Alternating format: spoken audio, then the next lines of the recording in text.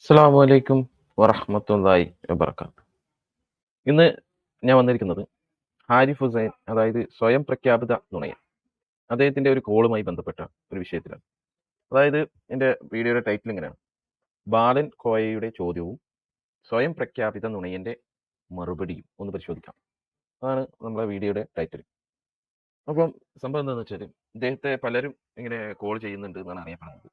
അദ്ദേഹം തന്നെ അത് അദ്ദേഹത്തിന്റെ ചാനലിൽ പരസ്യപ്പെടുത്തുന്നുണ്ട്.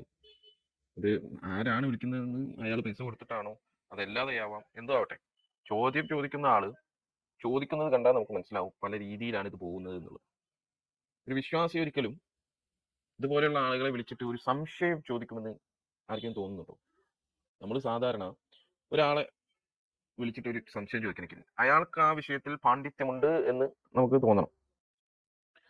അപ്പം ആ വിഷയത്തിൽ ആയിരിക്കും നമ്മൾ ചോദിക്കുക. അപ്പോൾ യുക്തിവാദവുമായിട്ട് ബന്ധപ്പെട്ടിട്ട് എന്തെങ്കിലും സംശയം ഉണ്ടെങ്കിൽ, ഒരു സംശയം ചോദിക്കാനുണ്ട് എന്ന് ചോദിച്ചു കഴിഞ്ഞാൽ യുക്തിവാദവുമായി ബന്ധപ്പെട്ടിട്ടുള്ള ആളുകളോട് ചോദിക്കും. അപ്പോൾ അതിന്റെ കൃത്യമായിട്ടുള്ള ഇന്നതാണ് ഞങ്ങളുടെ വിശ്വാസം, അല്ലെങ്കിൽ ഞങ്ങൾ ഇങ്ങനെ രീതിയിലാണ് നമ്മുടെ പ്രവർത്തനം എന്നായിരിക്കും അവർ പറയും. അതേ സ്ഥാനത്ത് വിശ്വാസവുമായിട്ട് ബന്ധപ്പെട്ട് ഖുർആനോ ഹദീസോ അതല്ലെങ്കിൽ വേദഗ്രന്ഥങ്ങൾ, മറ്റു വേദഗ്രന്ഥങ്ങളൊക്കെ അതാത് പണ്ഡിതന്മാരെ ചോദിച്ച് മനസ്സിലാക്കുകയാണ് വേണ്ടത് എന്ന് ആമുഖമായിട്ട് പറഞ്ഞു. എന്തായാലും നമുക്ക് ആ കോള് ഒന്ന് ജസ്റ്റ് കേൾക്കാം. കുറച്ചൊന്ന് സ്പീഡിൽ ഞാൻ ചെയ്താണ്. Surf surf excel surf surf അലി അലി പറയൂ. വീട് പെരിന്തൽമണ്ണയാണ്. വിശ്വസിച്ച് ഞാനൊരു വിശ്വാസിയാണ്. നിങ്ങൾ റേഞ്ചില്ല. വിശ്വാസികളാണ് ഇയാൾ വിളിക്കുന്നത് എന്നാണ് തോന്നുന്നത്. എന്തായാലും വേണ്ടില്ല, പോവാം. സ്ഥലത്തേക്ക് നിൽക്കൂ, റേഞ്ചില്ല. കറക്റ്റായിട്ട് കാണുന്ന ഒരു വ്യക്തിയാണ്. അപ്പൊ എന്റെ ഒരു ഫ്രണ്ട് പറഞ്ഞ സംശയമാണ്. അപ്പൊ ആ സംശയം ചോദിക്കാന്ന് വിചാരിച്ചിട്ട് വിളിച്ചതാ. ചോദിച്ചോക്ക്, നമുക്ക് എന്താ ചെയ്യാൻ പറ്റുന്ന അറിയാലോ. തീർച്ചയായിട്ടും നിങ്ങൾക്ക് ഒരു ഇത് കിട്ടുന്നുള്ളൊരു പ്രതീക്ഷ ഉണ്ട്. അതുകൊണ്ടാണ് അത് ശരിയാണ്. ഇത്രയും ഒരു സ്വയം പ്രഖ്യാപിത നുണയന്റെ അടുത്ത് തന്നെ ചോദിച്ചാലേ നമുക്ക് കൃത്യമായ ആൻസർ കിട്ടുള്ളൂ. ശരിയാണ്. ഇവർക്ക് ആർക്കും അറിയാത്തതല്ല, ഇയാൾ എത്രയും നുണ പറയുന്ന ആളാണ്. ഇതൊക്കെ ഈ ആളുകൾക്ക് അറിയുന്നതായിരിക്കാം. ഈ നമ്പർ കിട്ടണമെന്നുണ്ടെങ്കിൽ ഇയാളുടെ വീഡിയോസും അതേപോലെ മറ്റുള്ളവരുടെ വീഡിയോസ് ഒക്കെ കാണുന്ന ആളുകളായിരിക്കുമല്ലോ. കുറച്ചൊന്ന് ബോധമുള്ള ആരും ഇയാളെ വിളിച്ചൊരു സംശയം ചോദിക്കില്ല എന്നാണ് ഞാൻ പറഞ്ഞു വന്നത്. എന്തായാലും മുന്നോട്ട് പോവാം.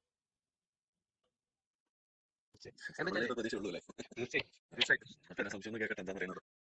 നമ്മളെ ഈ ഹൂറിമാരും ഫാരന്മാരും എന്ന് പറഞ്ഞല്ലോ. ഈ ഹൂറിമാരെ ശരിക്കും നമുക്ക് ആളുകൾക്ക് സ്വർഗത്തിൽ പോയി കഴിഞ്ഞാൽ ആളുകൾക്ക് കിട്ടുന്നത്. ഈ താരന്മാരെ എന്തിനാണ് എന്നുള്ളത് സംശയം. അത് ഉസ്താദിനോട് ചോദിക്കാറില്ല, എന്തിനാണ് ഉസ്താദിനോട് ചോദിച്ചിട്ട് ഉത്തരം കിട്ടാത്തതാണ്. ഉസ്താദിനോട് ചോദിച്ചപ്പോൾ എന്താ ഉസ്താദ് പറഞ്ഞത്? അങ്ങനെ ഇല്ലാന്ന് പറഞ്ഞു. ഉസ്താദ്മാരോട് ചോദിച്ചിട്ട് ഉത്തരം കിട്ടിയില്ല. ഉസ്താദ്മാരോട് ചോദിച്ചാൽ കൃത്യമായിട്ട് അതിനുള്ള ആൻസർ അവർക്കറിയില്ല എന്നുണ്ടെങ്കിൽ മറ്റുള്ളവരോട് ചോദിച്ചിട്ടാണെങ്കിലും അവർ പറഞ്ഞു കൊടുക്കാറുണ്ട്. അങ്ങനെയാണ് നമ്മൾ പൊതുവെ കാണാറുള്ളത്. ഇത് ഏത് ഉസ്താദിനോടാണ് ചോദിച്ചത് എന്നുള്ളത് അള്ളാഹു ആലും. അതല്ലെങ്കിൽ എന്ത് ചെയ്യണം, ഇതുമായി ബന്ധപ്പെട്ടുള്ള ഗൂഗിളിലൊക്കെ ഒന്ന് സെർച്ച് ചെയ്താൽ തന്നെ കിട്ടും ഇതെന്താണ് സംഭവം എന്നൊക്കെ കൃത്യമായിട്ട് കിട്ടും. എന്തായാലും പോട്ടെ, മുന്നോട്ട് പോട്ടെ. എന്തായാലും ചോദ്യം ബാലകന്മാരാണ് വിഷയം. അങ്ങനെയില്ല, അത് എന്റെ ഒരു ഫ്രണ്ട് നാട്ടിലത്തെ സ്ഥലോട് ചോദിച്ചിരുന്നു. അപ്പൊ ആള് ഒന്നും പറഞ്ഞില്ല. ഒന്നും പറഞ്ഞില്ല. അല്ല, ബാലകന്മാരൊന്നും ഉണ്ടാവില്ല, ഊരിമാര് മാത്രമേ ഉണ്ടാവുള്ളൂ. അപ്പൊ ഞാൻ ചോദിച്ചു, പെണ്ണുങ്ങൾ സ്ഥലത്ത് പോയാൽ ആരെ കിട്ടുന്ന ചോദിച്ചു. അപ്പൊ എന്നോട് പറഞ്ഞേ അങ്ങനെ അപ്പൊ സാങ്കല്പികം മാത്രമാണ്. നിങ്ങൾ ഒരു കറക്റ്റ് ഒരു ആൻസർ കിട്ടിയില്ല. എനിക്ക് തോന്നുന്നത് ഏതോ CH മുസ്തഫ പോലെയുള്ള ആളുകളോടായിരിക്കും, അല്ലെങ്കിൽ ചേകന്നൂരുകളായിട്ടുള്ള ആളുകളോടായിരിക്കും ചിലപ്പോൾ ചോദിച്ചിട്ടുണ്ടാവുക. അവരൊക്കെ ചിലപ്പോൾ ഇങ്ങനത്തെ മറുപടി ആയിരിക്കും കൊടുക്കാന്നുള്ള, സാങ്കല്പികമാണെന്നോ അങ്ങനത്തെ ഒക്കെയാണ് മറുപടി കൊടുക്കാന്നാണ് എനിക്ക് തോന്നുന്നത്. എന്തായാലും വേണ്ടിയില്ല, മുന്നോട്ട് പോവാം. നമുക്ക് ഇതിന്റെ ചോദ്യം കൃത്യം, ബാലന്റെ ചോദ്യം എന്താ നോക്കാം. ഊരികളൊക്കെ മറ്റേ ഹദീസിലും ഖുറാനിലൊക്കെ ഉണ്ട്. എന്നാലും അതൊരു കഴിഞ്ഞു പോകുമ്പോൾ ഉള്ള ഒരു കാര്യമാണല്ലോ, സ്വർഗത്തിലേക്കുള്ള ഒരു കാര്യമാണല്ലോ. അപ്പൊ ഞാൻ ചോദിച്ചത് ഈ ബാലകന്മാരൊന്നും പറഞ്ഞല്ല, അപ്പൊ എന്താണെന്നുള്ളത് പറയുന്നില്ല. പറയുന്നില്ല. അപ്പൊ പിന്നെ എന്തിനായിരിക്കും ബാലന്മാരൊന്നും ആലോചിച്ചാൽ പോരെ? ആണോ? അപ്പൊ എന്താണ് എന്ന് ആലോചിച്ച പോലെ എന്ന് പറഞ്ഞപ്പോ ഈ ആള് അങ്ങോട്ട് ചോദിക്കാണ്, ആ പരിപാടിക്കാണോ? ഇത് രണ്ടു കൂട്ടരും ഒരേ സ്റ്റാൻഡേർഡ് ആണെന്ന് മനസ്സിലാവുന്നതാണ് ഈ ചോദ്യത്തിൽ നിന്നും രണ്ടുപേരുടെ മറുപടിയും. ഇതൊന്നെങ്കിൽ സ്ക്രിപ്റ്റഡ് ആയിരിക്കും എന്നാണ് എനിക്ക് തോന്നുന്നത്. കാരണം ഇയാൾ ഈ മറുപടി പറയണം എന്ന രീതിയിൽ ചിലപ്പോൾ സ്ക്രിപ്റ്റ് ചെയ്തിട്ടുണ്ടാവും.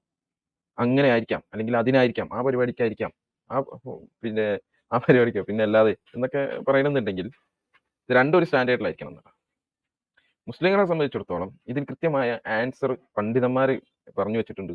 അതല്ലാതെ തന്നെ നമുക്ക് ഖുർആനിൽ നിന്നും ഇതിനുള്ള ആൻസർ കൃത്യമായിട്ട് കിട്ടും. ഊറിമാരെ പറ്റിയിട്ടൊക്കെ നമുക്ക് വരാം ഇൻഷാ അല്ലാഹ്. എന്താണ് ഊറിമാരുടെ എന്താണ് അവർ അവരുടെ എന്തിനാണ് അവരെ സൃഷ്ടിച്ചത്, ഇതൊക്കെ ഖുർആൻ കൃത്യമായിട്ട് പറയുന്നുണ്ട്. എന്തായാലും നമുക്ക് സൂറത്ത് അൽ വാഖിഅ 56-ാമത്തെ അധ്യായത്തിൽ ഈ വിഷയമായിട്ട് ബന്ധപ്പെട്ടിട്ട് അള്ളാഹു സുബ്ഹാനഹു വ തആല പറയുന്നത് ഇങ്ങനെയാണ്: നിത്യജീവിതം നൽകപ്പെട്ട ബാലന്മാർ അവരുടെ ഇടയിൽ ചുറ്റി നടക്കും എന്ന് പറഞ്ഞിട്ടുണ്ട്. സൂറത്ത് വാഖിഅയിൽ 17-ാമത്തെ വചനം. അതേപോലെ തന്നെ സൂറത്ത് ഇൻസാനിൽ 19-ാമത്തെ വചനം: അനശ്വര ജീവിതം നൽകപ്പെട്ട ചില കുട്ടികൾ അവർക്കിടയിലൂടെ ചുറ്റി നടന്ന് കൊണ്ടിരിക്കും. അവരെ നീ കണ്ടാൽ വിതറിയിട്ട മുത്തുകളാണ് അവരെന്ന് നീ വിചാരിക്കും. വാലിദൈൻ, കുട്ടികൾ എന്നുള്ള രീതിയിലാണ് അവിടെ പറഞ്ഞിട്ടുള്ളത്. സൂറത്ത് തൂറിലെ വചനാണ് ഞാനിപ്പോൾ വായിക്കാൻ പോകുന്നത്. അവർക്ക് പരിചരണത്തിനായി ചെറുപ്പക്കാർ അവരുടെ അടുത്ത് ചുറ്റി തിരിഞ്ഞുകൊണ്ടിരിക്കും. അവർ സൂക്ഷിക്കപ്പെട്ട മുത്തുകൾ പോലെയായിരിക്കും. എന്താണ് ഈ ബാലന്മാർ? ഇവരെ പറ്റിയിട്ട് കൃത്യമായിട്ട് നമുക്ക് പണ്ഡിതന്മാരും ഇമാം ഇബ്നു കസീർ റഹ്മത്തുള്ളാഹി, അതേപോലെ തന്നെ ഇമാം ആമാനി മൗലവി, ഇവരൊക്കെ ഈ വിഷയത്തിൽ കൃത്യമായിട്ടുള്ള മറുപടി പറഞ്ഞിട്ടുണ്ട്. മലയാളത്തിൽ ഞാൻ പറഞ്ഞത് ആമാനി മൗലവി, അതല്ല ഇനി മൗദൂദിന്റെ തഫ്സീറോ, അതല്ല കൂറ്റനാടിന്റെ തഫ്സീറോ, ഇത് ഏത് നിങ്ങൾക്ക് മലയാളത്തിൽ ലഭ്യമായ ഏത് തഫ്സീർ എടുത്തു കഴിഞ്ഞാലും, ഇനി അല്ല അറബി അല്ലെങ്കിൽ ഇംഗ്ലീഷിലുള്ള തഫ്സീർ, ഈ ഞാൻ പറഞ്ഞ ആയത്തുകളുടെ അടിയിലുള്ള അവരുടെ വിവരണം കൃത്യമായിട്ട് ലഭിക്കും. ഇതൊക്കെ ഒന്ന് ജസ്റ്റ് നോക്കിയാൽ മതി. ഈ ബാലൻ കോയക്ക് സ്വയം പ്രഖ്യാപിത നുണയന്റെ അടുത്ത് പോയിട്ട് ഈ ചോദ്യം ചോദിക്കണമെങ്കിൽ അയാളെ സ്റ്റാൻഡേർഡും ഒന്നുകിൽ ഒന്നാണ് എന്നുള്ളതാണ് നമുക്ക് മനസ്സിലാക്കാം. ഒരു വിശ്വാസിയായിട്ടുള്ള ആളെ പറ്റി സംബന്ധിച്ചിടത്തോളം അവന് ഒരു ഇങ്ങനെയുള്ള വിഷയങ്ങളിൽ സംശയം ഉണ്ടായാൽ അവൻ ആദ്യം ചെന്ന് ചോദിക്കേണ്ടത് ഏറ്റവും നല്ലൊരു പണ്ഡിതന്റെ അടുത്താണ്. അതല്ലാതെ ഈ സ്വയം പ്രഖ്യാപിത നുണയനായിട്ട് നടക്കുന്ന ഇയാളുടെ അടുത്താണോ അതൊന്ന് ചിന്തിച്ചു നോക്കിയേ. അങ്ങനെ ആരെങ്കിലും പോയി ചോദിക്കോ? എന്താവട്ടെ. അപ്പം നമ്മൾ പറഞ്ഞു വരുന്നത് എന്താന്ന് വെച്ചാൽ, ഈ വിഷയത്തിൽ ഈ ചെറുപ്പത്തിൽ മരണപ്പെട്ട, നന്നേ ചെറുപ്പത്തിൽ, അതല്ലെങ്കിൽ ഗർഭസ്ഥ ശിശു ആയിരിക്കുമ്പോൾ മരണപ്പെട്ട ഈ കുട്ടികളെയാണ് അവിടെ പുനർജീവിപ്പിക്കുക. അവരെന്തിനാണ് അവിടെ എന്ന് ചോദിച്ചു കഴിഞ്ഞാൽ, ഇപ്പൊ നമ്മൾ മരിക്കുന്നു, ആരെങ്കിലും മരിച്ചു വിചാരിക്കാം, നല്ലൊരു സ്വാലിഹായിട്ടുള്ള ഒരാൾ മരണപ്പെടുന്നു, അവർ പുനർജീവിപ്പിക്കപ്പെടുന്നു. ഇവരെന്തിനാണ് ജീവിപ്പിക്കപ്പെടുന്നത്? ഇവർക്ക് അവിടെ ഈ ജീവിതത്തിലെ പരീക്ഷണങ്ങളും എല്ലാത്തിനുമുള്ള പ്രതിഫലം നൽകപ്പെടാൻ വേണ്ടി, ശിക്ഷയാണെങ്കിൽ ശിക്ഷ, അതല്ല രക്ഷയാണെങ്കിൽ രക്ഷ, അതിനൊക്കെ വേണ്ടിയിട്ടാണ് അവിടെ പുനർജീവിപ്പിക്കപ്പെടുന്നത്. മരണമില്ലാത്ത ജീവിതം അവിടെയാണ്, അനശ്വരമായ ജീവിതം അവിടെയാണുള്ളത്. അപ്പൊ ഈ കുട്ടികൾക്കൊന്നും ഈ ജീവിതം വേണ്ട എന്നാണ്. എന്താണ് മിസ്റ്റർ, ഒന്ന് ചിന്തിച്ചാൽ പോരെ? ഇവരൊക്കെ എന്തിനാണ് അവിടെ പുനർജീവിപ്പിക്കുന്നത് എന്ന് ചിന്തിച്ചാൽ തന്നെ മനസ്സിലാവും. പിന്നെ ഖുർആൻ എടുത്ത് പറഞ്ഞ കുറെ കാര്യങ്ങൾ ഞാൻ നേരത്തെ വായിച്ചു.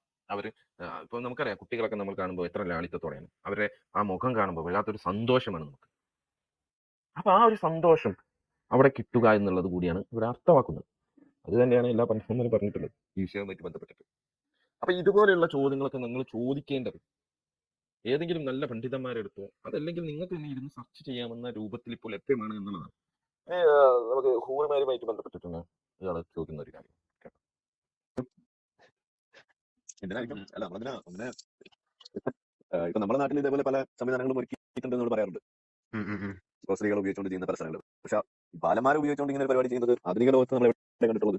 അല്ല, ഇത് ശരിക്കും അങ്ങനെ അതിനെ ആ പരിപാടിയാണ് എന്ന് മിസ്റ്റർ എവിടെയാണ് പറഞ്ഞിട്ടുള്ളത്?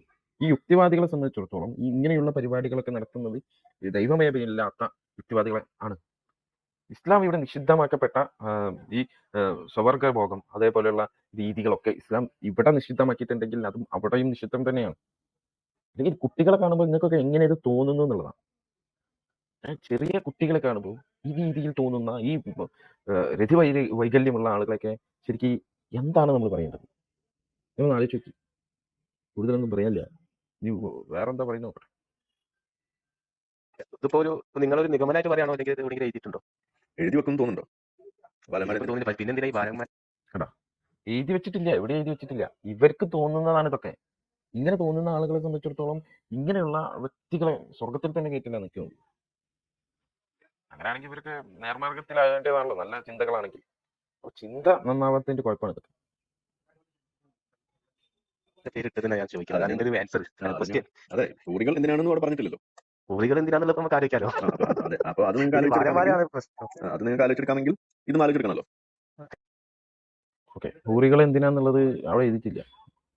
എവിടെ എഴുതിയിട്ടില്ല? നിങ്ങളെ എസൻസ് ഇറക്കുന്ന പുസ്തകത്തിൽ എഴുതിയിട്ടില്ല. ഞാനിൽ ഒരുപാട് വിഷയവുമായിട്ട് ബന്ധപ്പെട്ടിട്ടുള്ള ചർച്ചകൾ കാണാൻ കഴിയും പൂർണ്ണമായിട്ട് പറ്റും.